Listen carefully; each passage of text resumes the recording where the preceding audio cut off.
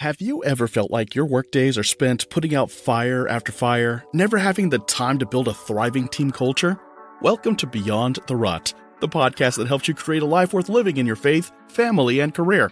I'm your host, Jerry Dugan, and today's guest is Ben Killoy, U.S. Marine Corps veteran, leadership consultant and coach, and just a swell guy. In this episode, we'll be talking about practical strategies to help leaders move beyond crisis management and start fostering an organizational culture that doesn't just survive, but thrives and succeeds. So, if you're the type of person looking for ways to elevate your leadership and make a lasting impact, sit back, relax, grab a notebook and a pen, because here we go. All right. Hey, Ben, great to see you again. How have you been? I am doing better than good. How about you, doing Jerry? Well. And, I guess the theme of the day is every guest I've had so far has been pouring into me before we even started recording. And you were doing just the same thing and helping with some ideas around marketing the work I'm doing. I'm like, wait, we got to record because you got to go somewhere. So thank you. Usually the problem is I start pouring into people and people are like, stop, this is valuable podcast content. You need to stop. It's why I hit record 6 minutes ago, 5 minutes ago, whatever it was. I was purposely not saying anything important to the audience, just to you. Otherwise I start telling a story that's like, oh, that's podcast. I should have said that. You're pulling I don't know if you ever met Lee Cockerell. He used to work for Disney World. I had him on my podcast and I met him once where I got the lead to put him on my podcast and talk to him. Now, Ben, you were on this show many, many moons ago because you were helping dads, connect better with their kids and in that leadership role in the home. And, now you've kind of, the phrase you used is you're starting to niche it up. And it's kind of similar to me. Like Beyond the Rut is all about create that life worth living in your faith, family, and career.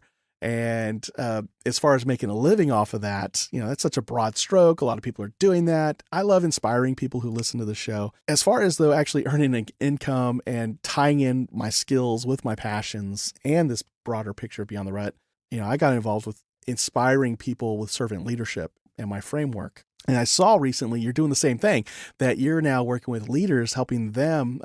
The phrase you used is help them stop just putting out fires all the time. And so I'd like to hear more about that journey to start niching up, as you said, from what you were doing before. Well, it really starts as an exhaustive firefighter myself in corporate career of fighting fire 8 hours a day and 8 years at the same time, and learning how not to, finding the people that had beat it or that understood the strategies.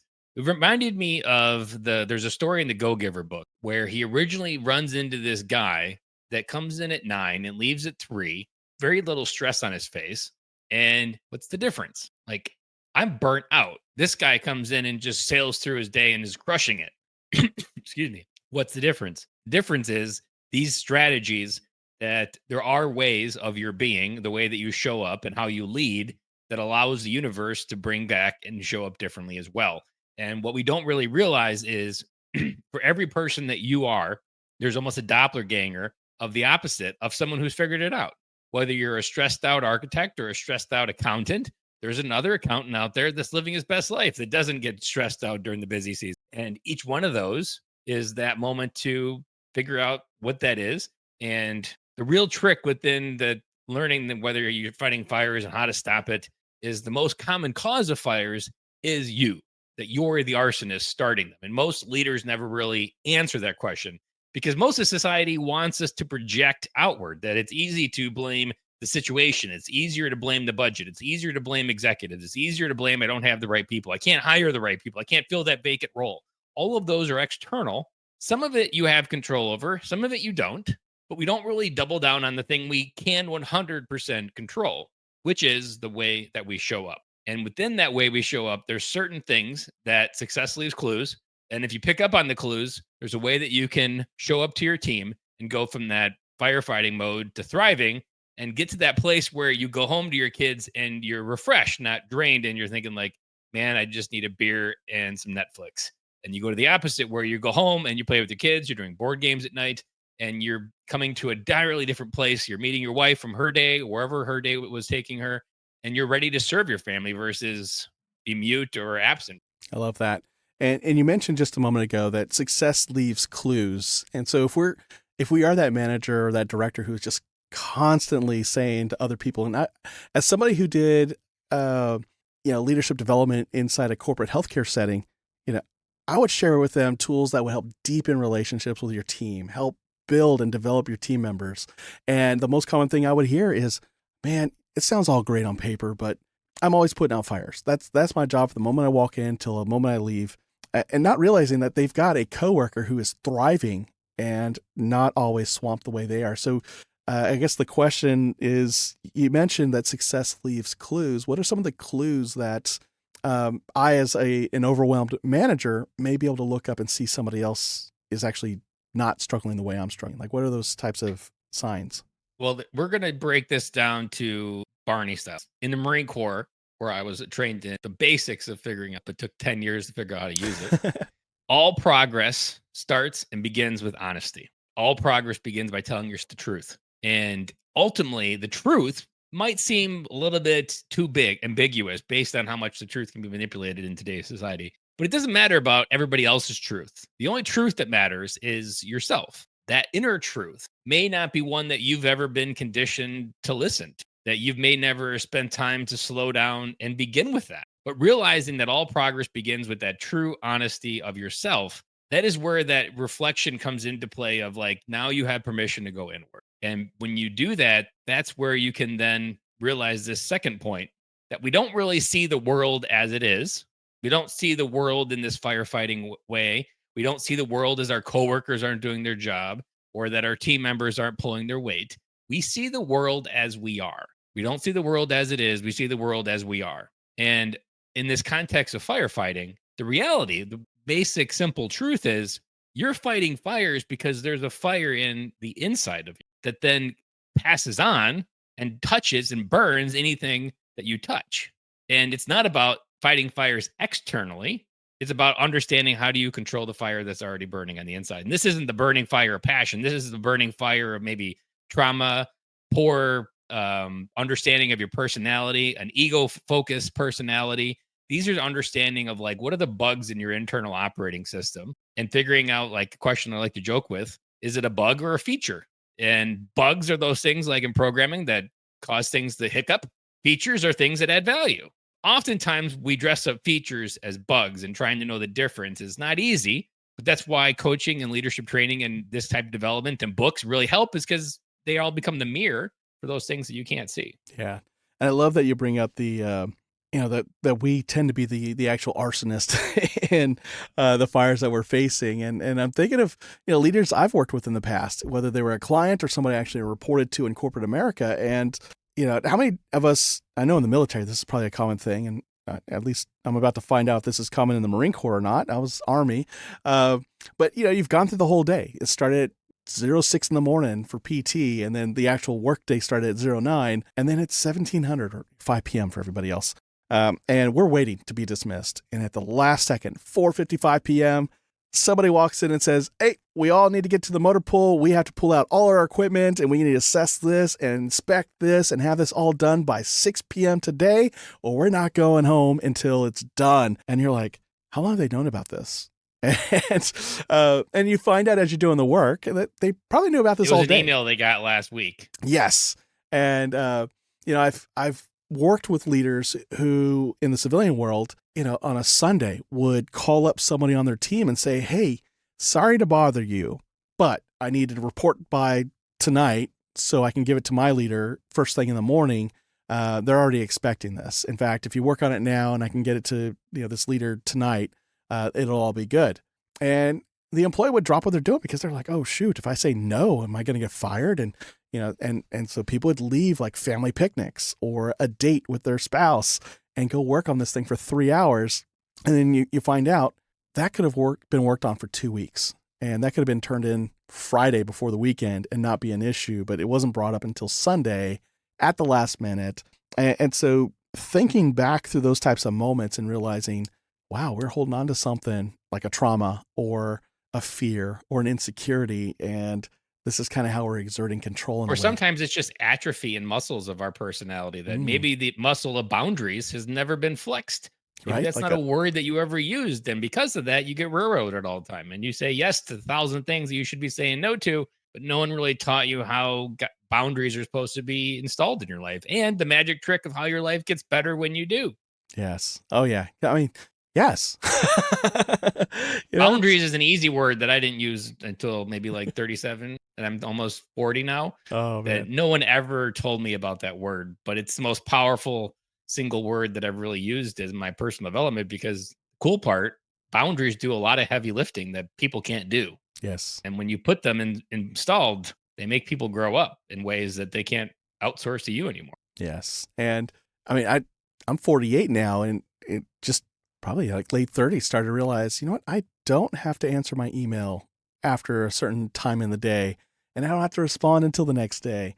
That, gosh, that's still more of a recent thing because my previous team that worked for me or reported to me, they'd have to remind me on weekends, like, hey, why are you answering that on the weekend? I'm like, why are you sending it on the weekend? Like, I saw you shopping at Kmart. Well, what were you doing at Kmart? You know, it was that kind of thing. But putting my foot down and saying I'm not going to answer a phone call after a certain time, you know, might have been a shocker to people when I said that, but it was communicating an even more important thing to my family. Like, you're more important to me. We're at dinner. Yeah, that's work, but no one's going to die if I don't answer it. What if you get fired? Then it wasn't the job for me. You know, that kind of thing. So I love that we brought up that whole topic of, you know, boundaries and, you know, being our own arsonists in this type of thing. Maybe if we could, the one thing that I think about, it's kind of a conundrum, but it's also a paradox for them. I think everybody has spent time at a company that spent 6 months on a strategy for the next year, a budget that they spend 6 months, that they throw out 3 months in. Yes. And I can't tell you how many times I've sat in meetings that are wasted hours of productivity, planning something that then becomes obsolete because something changes in the market. And often there's this lie in corporate leadership that no one really ever calls out. The best strategy is not going to win. The health of your organization is what's going to win. Southwest Airlines wins every year because of the organizational health that they have. Patrick Lencioni, one of my earlier mentors, he wrote the book, The Advantage. He has a quote: the single greatest advantage any company can achieve is the organizational health. And organizational health will beat strategy every day of the week because if you have the best strategy but bad culture, you can't pivot quickly. But if you have a great culture and your strategy needs to pivot, they can do it overnight. And that little tweak there is often the misconception that I don't think they teach properly in master's school. I don't have a master's degree, but I'm pretty sure they spend way too much time talking about strategy and not enough culture. Because there's 3 simple things, no matter whether you're a supervisor, team lead, director, or an executive. These 3 things really paint to why fires happen. 1, how often can people in your company know where is the company headed? What is the direction of that company? What's the GPS direction? Where is this place we're trying to arrive to? The second point, why is it important that we get there? Is it just because we need more revenue? Is it because companies are growing and you were told that you need to grow, so you do, and then maybe you grow in the wrong direction and you break what was working? But we need to understand why is it important to get there. And the third one, what role does every person play in that plan to get where we're going? So to summarize, where is your company headed? Why is it important we get here? And third, does each member know the role they play in getting us there?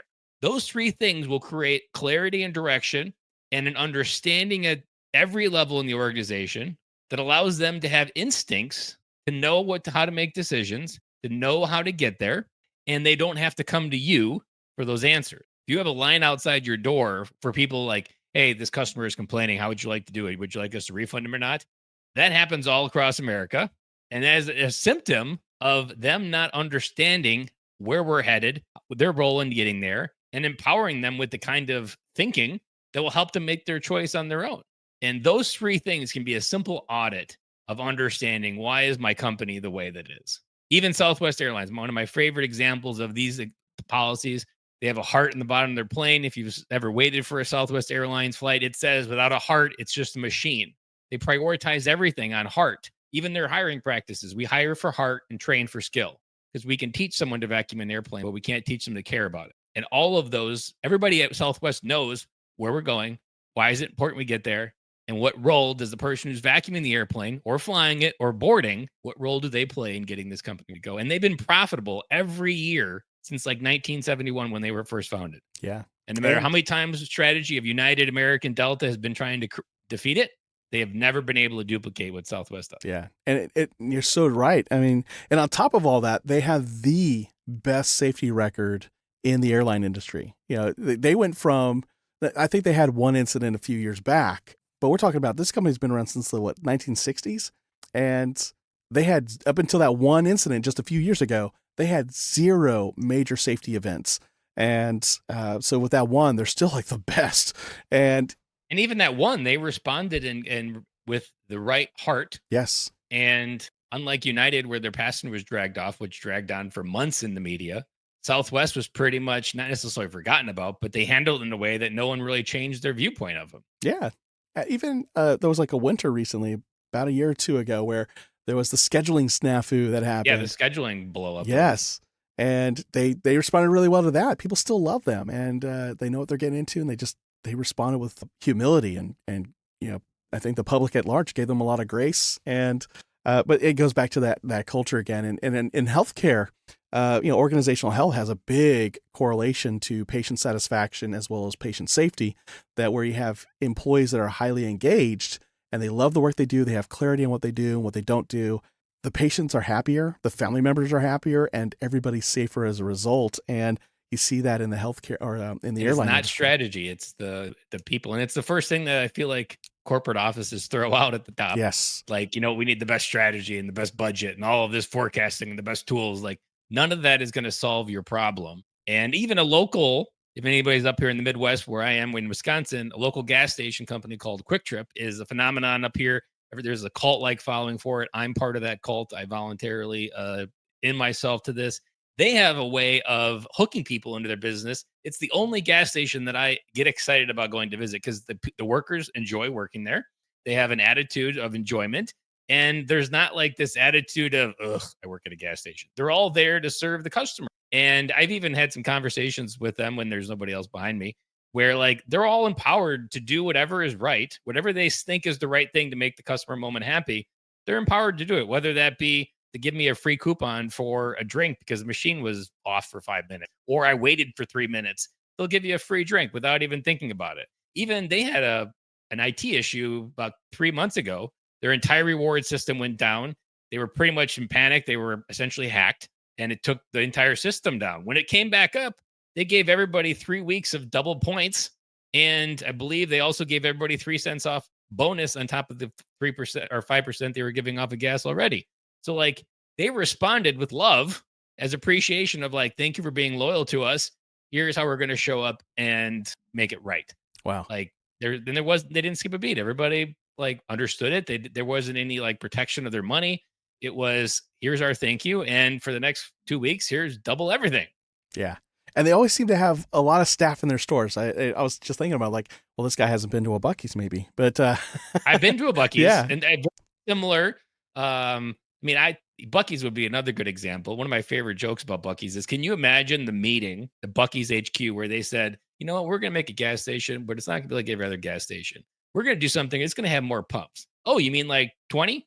No, higher. You mean like 50? No, higher. Yeah. Okay, 100? No, higher. We're going to have 150 pumps to serve these people at this gas station. Can you imagine the meeting where that was the decision? And our billboard is going to say we have the cleanest world is going to make 150 pumps at our gas station. And the billboard is going to say we have the cleanest bathrooms in Texas. And that was like the first billboard. And we're going to serve the best brisket. Yes. Brisket. On top of having 150 pumps. In a gas station. Brisket. Exactly. In a gas station. Yeah. They like that. There's a cult following for them because of what they experience inside there. And you don't ever run into someone that's grumpy. You run into people that are happy to serve you and figure out whatever they need to do to make it right.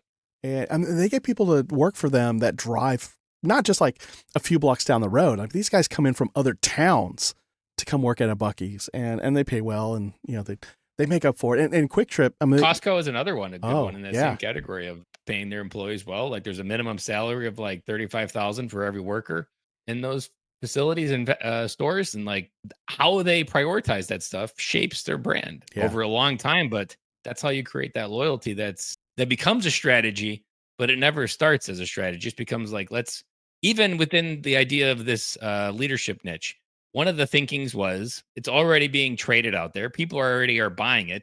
Let's start it and just do it better. That's what Buc-ee's did. That's what Quick Trip did. That's what Southwest did. And they just focused on something that was already out there and making it better. Yeah. Yeah. And building a culture around it, not just like internally, but I think that internal culture really paid off for that external brand that people see, that, when you walk into a quick trip. My kids are quick trip fanatics for life, probably. Oh yeah. I hope they are, at least. Like I when don't I'm want to be driving around around, and start not shopping at a quick trip. like I know what to expect when I drive up to a quick trip here in the Dallas area. It's like it's going to be clean on the inside. There's going to be a bathroom that I can go into, and I mean I can go to anywhere I want, but that's not important, guys. I know that my family, they'll feel comfortable going in there, and the food is going to be fresh. Like gas station food, fresh, like only Buc-ee's, and maybe Laredo Taco. But that's a different story for another day. But a lot of that does come around their culture, and I guess managers though who seem to be like swamped and just putting out fires every single day. My guess is, and not just my guess, my observation, and you probably have the same one, is that there's not enough emphasis or trust in the people working with them. They think, I got to do this myself. There's some sort of like martyr type of attitude of, I can't trust them. They've got to bring their ideas to me first before they do anything. And then as a result, I'm solving everybody's problem. And I don't know about you, but I hear oftentimes in a very ironic kind of way that, man, I just wish people had more accountability, or I wish people just made these decisions themselves. I just wish they could, or I used to joke about, like, I was like, I want you to want to do the dishes. I don't want to have to tell you to do the dishes. I want you to want to do. Yeah. But I never could figure, that was an early paradox for me. It's like, how do you get your employees to want to do? And I think you spelled it out. What's the vision? Why is that important? And then what do they do that ties into that? And that washing the dishes does tie into the vision part. And it's like, I hired you to do this, but here's the why. We're going here. We're doing it this way. And this is why. This is one part of what you do. It's like, oh yeah, I could totally do that. It's like that guy who worked for NASA. He was a custodian, and they asked him what his job was. I mean, it was kind of clear he's like taking out garbage bags, but his response was, I'm helping to put a man on the moon. And the reporters who were filming him and asking this question were like, what? No, the janitor. Did you not read the script, man? You're wearing the costume and everything, the uniform. They didn't say it in those words, but essentially the guy understood the vision that the organization is putting a man on the moon. I've heard it said for janitors at like airports, they're like, I hope Yeah. the planes take off on time, because if Yes. the pilots are healthy and safe by going to the bathrooms and not getting sick, the planes take off. Yeah. And that's not, somebody who has to go to their manager and say, hey, is it now time for me to take out the trash? Is it now time for me to sweep this up? They know these floors got to be spotless because it gets people to their gates faster and safer. These little carts that drive around in the DFW airport get there because they're not running into bags of trash. People can actually throw their trash away, so it's not on the floor. People can sit down in the chairs because it's clean. They understand where their role fits in the bigger picture because of that clarity and that empowerment. You've mentioned empowerment a number of times. And so there's another principle that this is kind of so as I'm like dissecting to figure out the problem, one of the key lenses, the first lens that I've learned, look at my own life, whether it be my parenting, my marriage, my leadership, how I just show up in life, responsibility. So the responsibility of communication is the easiest lens to understand why the scales are tipped incorrect. And there's a few things to remember. We influence how others engage with us based on the level of communication we consistently demonstrate and maintain. Second part of that is you teach others how to treat you by how you treat yourself. And so this basic function of communication is set by the standards that you allow, one, for yourself, two, you allow other people to talk to you. There's even a paradox that feels incorrect, but when you think about it this way, you're like, oh, that is correct. If you have an employee that is always berating one employee, the actual fault lies with not the person who's berating them. The person that's actually getting berated at is where the fault lies, because that person has the right and the willingness and the ability to stand up and be like, don't ever talk to me that way again. But we don't. So it's actually anybody who has that verbal communication coming towards them that's negative. The reality is it's because your willingness to change it isn't there. And that standard and that just basic of like, no, you don't ever talk to me that way again, isn't something that's done. So people keep doing it. And most people don't know they're being mean. Most people don't know they're being disrespectful until someone stands up and being like, that was extremely disrespectful. Don't ever say that. That type of boundary can change the dynamics of everything. If people railroad you, you're at fault because you're the one that allows it to be railroaded. Like you have the ability, and this isn't what a lot of people are. These are the muscles of atrophy that most people don't have trained, is we don't have the strength to stand up and exercise those muscles because their muscles are weak. We don't even really know they're there. It's like doing lunges, and after you do lunges, you find out there's like 15 muscles you didn't even know you had, but they're all sore. That's how it kind of feels when you're doing boundaries. And that same part is understanding that You fight fires because you aren't setting the conditions of communication and how it should work, what you're willing to allow and what you're not willing to allow. And one point within this really comes down to, are you accepting responsibility for others? Is your team your responsibility in the context of everything they do wrong is your fault? Now, there is a component that we're like, the buck stops with me, that might get lost in translation here, but you are not responsible for anyone, whether it be to your wife, to your kids. There is no responsibility that is for others. Your only responsibility is to others to model what a healthy human being looks like. You can't control other people's responses. You can't control what they do or don't do. The only thing you can control is your response. So your primary responsibility to your team, the executive team, the people below you, your family, your wife, is your responsibility to them to have low heartbeat. I always say you want to be the lowest heartbeat in the room, to have that cool as a cucumber feeling tone to your voice in a way that your response is mature, it's elevated, it's healthy, and it's one that you want modeled. That's it.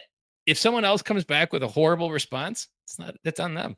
You're not responsible for their response, only yours. And looking it through this formula of, it's not mine, but it's been said, E plus R equals O. The event happens, you respond to it, which is the only thing you can control, and you have an outcome. So understanding that the reason why a lot of times people are fighting fires is where our responsibility scales are tipped, where you're accepting responsibility for your team to grow up, to get through whatever they're going through. And this is where this responsibility lens gets super powerful. When you accept responsibility for others, you take responsibility from them to grow up.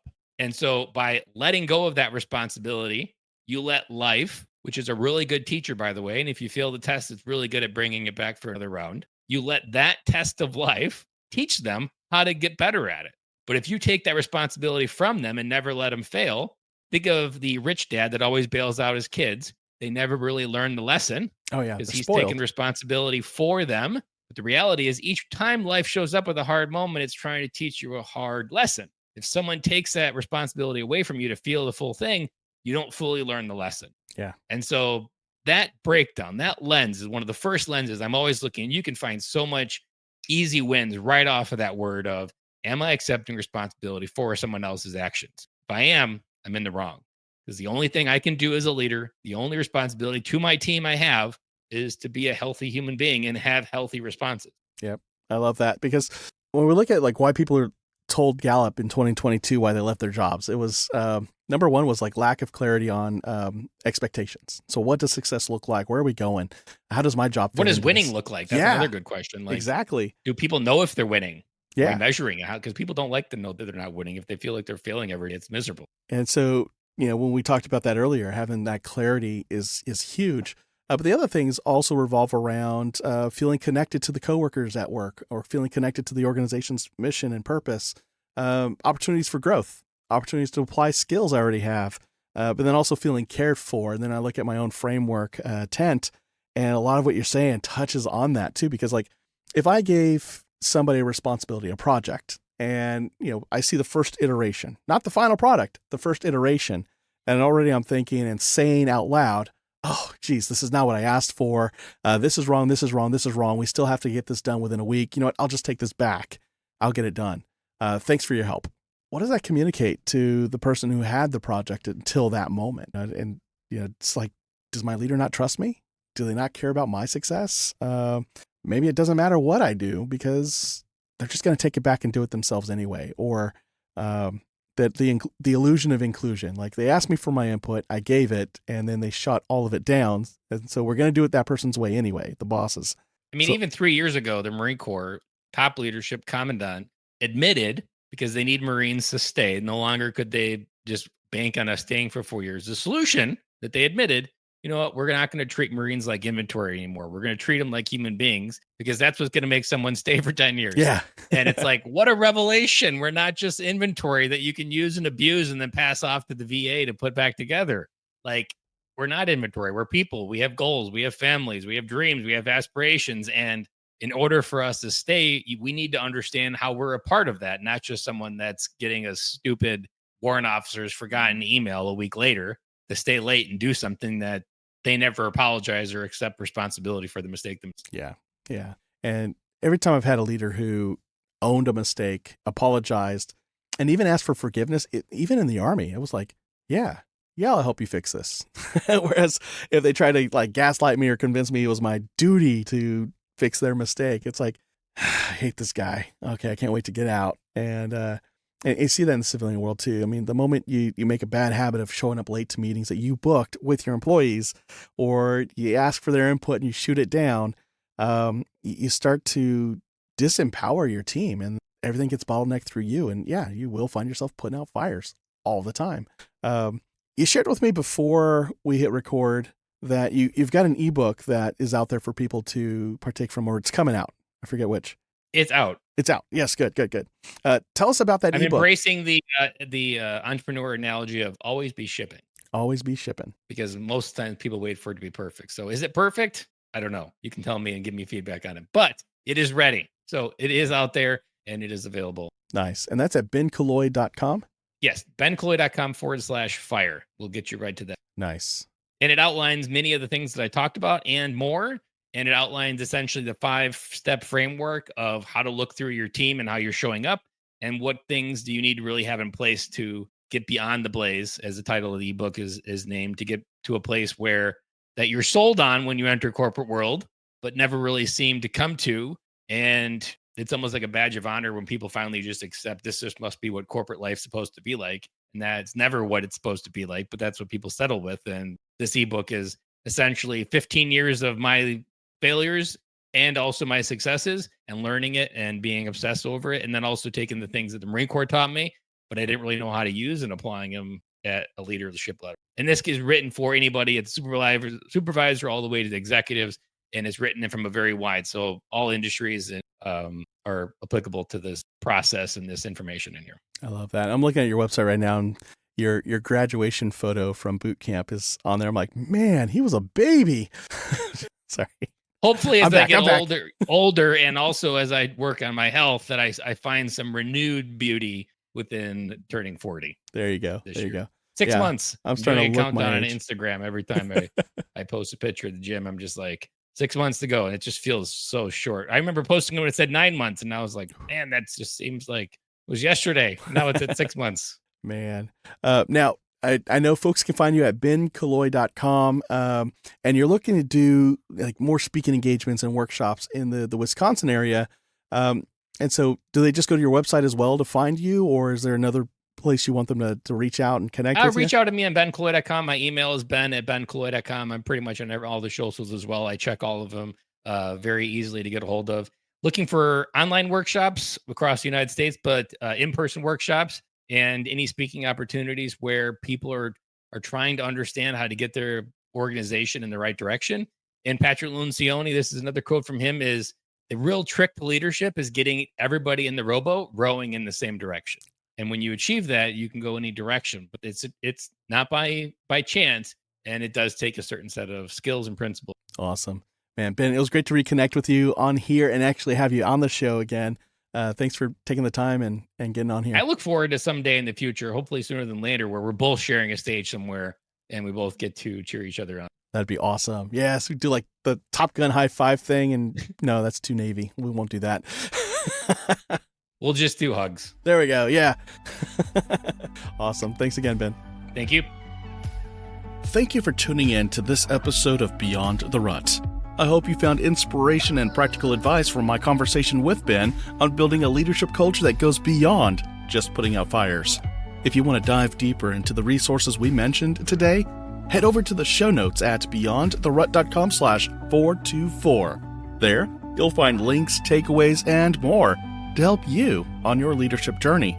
Don't forget to share this episode with a friend, a colleague, a family member, a coworker, or that neighbor across the street who could use a boost in their leadership journey. Until next time, go live a life worth living in your faith, family, and career beyond the rut. Take care.